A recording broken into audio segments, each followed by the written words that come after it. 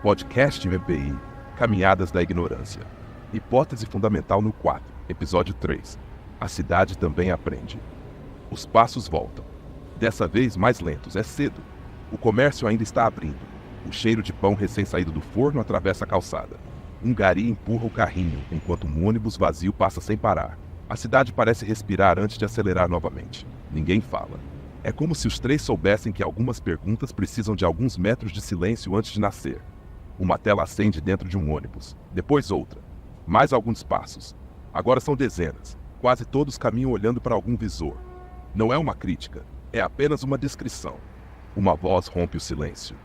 Repara numa coisa. A cidade continua feita de concreto. Mas existe outra cidade funcionando ao mesmo tempo.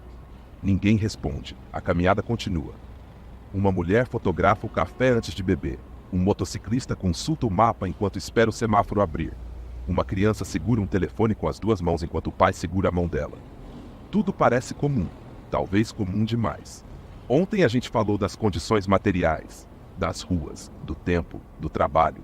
Hoje apareceu outra camada. Não substitui a primeira, passa por cima dela. Como se uma cidade tivesse aprendido a morar dentro da outra.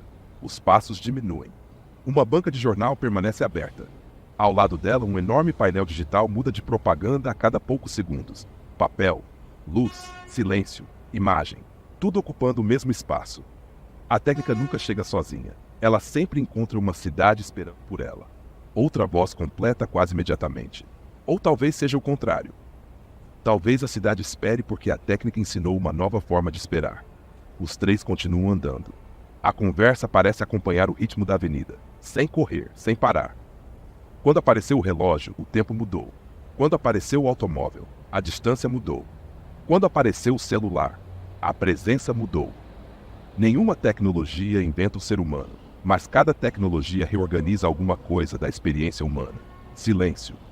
Uma notificação toca dentro de uma mochila. Ninguém sabe de quem é. Mesmo assim, três pessoas colocam a mão no próprio bolso quase ao mesmo tempo. Os três observam a cena. Não comentam imediatamente. Deixam que a cidade responda primeiro. Depois de alguns metros, talvez a técnica não produza apenas ferramentas. Ela produz hábitos, produz expectativas, produz ritmos, produz maneiras diferentes de prestar atenção. Os passos entram numa praça. Ali o barulho diminui. É possível ouvir vento entre as árvores. Uma senhora lê um livro. Poucos bancos adiante, um rapaz alterna rapidamente entre 4 aplicativos diferentes. Nenhum dos dois parece estranho. Cada um habita uma forma diferente de tempo. E o corpo continua aqui. A frase interrompe novamente qualquer entusiasmo com as ideias. Porque toda técnica precisa atravessar alguém. É o corpo que perde o sono, é o corpo que sente ansiedade, é o corpo que descansa, é o corpo que adoece. A tecnologia nunca sente. Quem sente é sempre alguém. Uma pausa longa.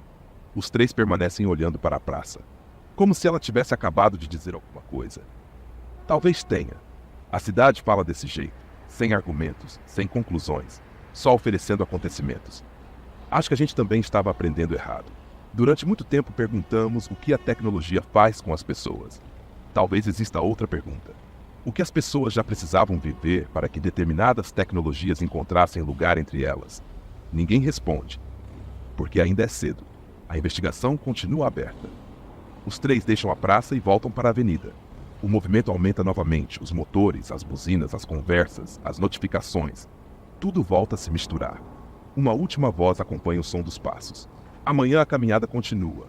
Hoje descobrimos que a técnica não substitui a cidade. Ela aprende a caminhar dentro dela.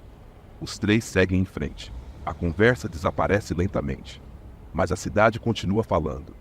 E pela primeira vez, parece que eles começaram a escutá-la um pouco melhor.